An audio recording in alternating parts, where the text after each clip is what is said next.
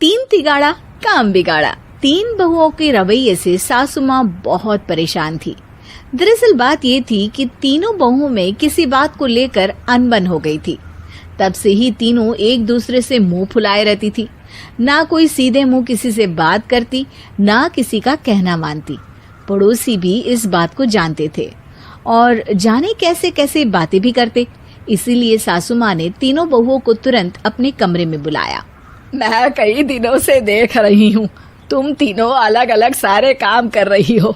ये सब नहीं चलेगा, तीनों को मिलकर ही काम करना पड़ेगा। सास की बात सुनकर एकदम से बड़ी बहू बोल उठती है।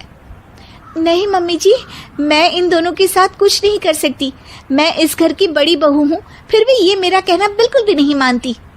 अरे जेठानी जी, जानबूझकर मुझे डबल काम करवाती है आप। और छोटी मुझसे टेढ़े मुंह ही बात करती है। इन दोनों के बीच हमेशा सैंडविच बन जाती है मेरी, और मैं हमेशा आलू की तरह बीच में मसली जाती हूँ। मम्मी जी, इन दोनों को लगता है कि मैं छोटी हूँ तो इनके पैरों तले दब जाऊंगी, लेकिन नहीं, मेरा भी उतना ही अधिकार है जितना इन दोनों का है। बड़ी आई दोनों मेरी चुगली करने के लिए, मुझे क्या कम समझ रखा है। तीनों बहू एक दूसरे से बहस करने लगती है और सास दोबारा ये देखकर टेंशन में आ जाती है और सबसे कहती है, चुप हो जाओ, अब से तुम तीनों सारे काम एक साथ करोगी, आंख बंद करके एक दूसरे की बात सुनोगी। तुम तीनों इस बात को गांठ बांध लो, वरना अगली छुट्टियों में तुम्हारा अपना मायके जाना कैंसिल। सास की बातें सुनकर डर के मारे तीनों हामी भर देती हैं। जी मम्मी जी, मैं समझ गई। हाँ मम्मी जी, जैसा आप कहें। आप जो कहेंगी मैं वही करूंगी। तीनों बहू सास की बात को गांठ बांध लेती है और वादा करती है कि अब से सारे काम वो तीनों एक साथ मिलकर ही करेंगी। ये सब देखकर सास खुश हो जाती है और वहां से चली जाती है। नीचे जाकर वो देखती है कि घर में शर्मा जी आए हुए होते हैं। सास जोर से आवाज लगाकर कहती है, अरे बहू, जरा चाय बनाकर तो लाना, शर्मा जी आए हैं। सास की बात सुनकर तीनों बहू तुरंत किचन की ओर भागती है और चाय बनाना शुरू कर देती है। मुझे तो एकदम मसाले वाली कड़क चाय पसंद है, तो हम शर्मा जी के लिए मसाले वाली चाय ही बनाएंगे। अरे नहीं दीदी, गर्मी के मौसम में मसाला चाय कौन पीता है? मैं तो शर्मा जी के लिए इलायची वाली चाय ही बनाऊंगी। ये कैसी बात कर रही हैं आप दोनों? मेरी मम्मी ने सिखाया है कि मेहमान को ज्यादा दूध और शक्कर वाली चाय देनी चाहिए, वरना वो घर वालों को कंजूस समझते हैं। तो मैं तो शर्मा जी को ऐसी ही चाय दूंगी। तीनों बहुएं अपने अपने तरीके से चाय में शक्कर, मसाला, पत्ती सब डाल देती है। उबलने के बाद तीनों मिलकर चाय बाहर लेकर जाती है और शर्मा जी और सासू माँ को देती हैं।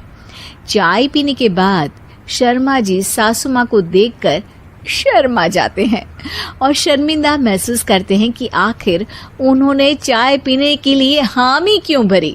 सासू माँ भी चाय पीना शुरू करती है और कहती हैं, अरे बहू, ये कैसी चाय बनाई है?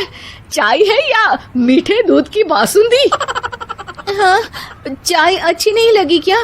कोई बात नहीं, हम पराठा बनाकर लाते हैं। चलो चलो अंदर। हाँ चलो। हाँ, आती हूँ मैं भी।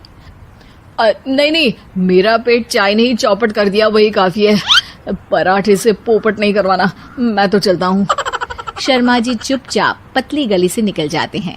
अगले दिन सास बहुओं से कहती है, अरे बहू, जाओ जाके ऊपर के गेस्ट हाउस की सफाई कर दो। कल हमारे यहाँ मेरे दूर के रिश्तेदार आने वाले हैं, तो पूरे कमरे को चमका देना, समझी? तीनों बहू सास की बात को मानकर ऊपर सफाई करने चली जाती हैं और तीनों कमरे की सफाई चालू कर देती है। बड़ी बहू मकड़ी के जाले साफ करती है, तो बीच वाली झाड़ू लगाना और छोटी वाली सर्फ डालकर जमीन धोना शुरू कर देती है। अरे दीदी, जेठानी जी, अभी मैंने पूरी फर्श धोई और आप फिर से धूल नीचे गिरा रही हैं। और मछली जेठानी जी, आप बिना झाड़ू की धूल यहाँ छटक रही हैं। अरे तीनों को साफ करना है, एक साथ सफाई करते हैं ना। अरे वही तो, हम साथ साथ हैं, घर साफ साफ है। तीनों बहू ऐसे ही काम में उलझ जाती है और 2 घंटे तक एक ही कमरे की सफाई करती रहती है।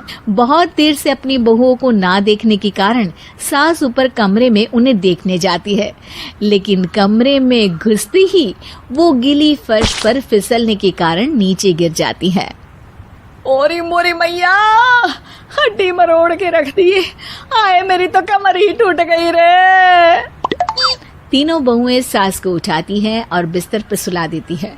अरे मेरे हाथ पैर दर्द कर रहे हैं, दबा दो आराम मिलेगा। हाँ जी माँ जी। अरे जी माँ जी माँ जी। और तीनों बहुएं एक साथ सास के हाथ को दबाना शुरू कर देती है। माँ की तो चीख ही निकल जाती है और नतीजा ये होता है कि सास के बचे हुए शरीर में भी दर्द उठ जाता है। हाय राम, ये क्या कर दिया तुम तीनों ने। अरे मेरी तो किस्मत ही फूटी है कि तुम जैसी बहुएं मुझे मिली। हे भगवान, पूरे शरीर में दर्द बढ़ गया है। अब तो पता नहीं कि चल भी पाऊंगी या नहीं।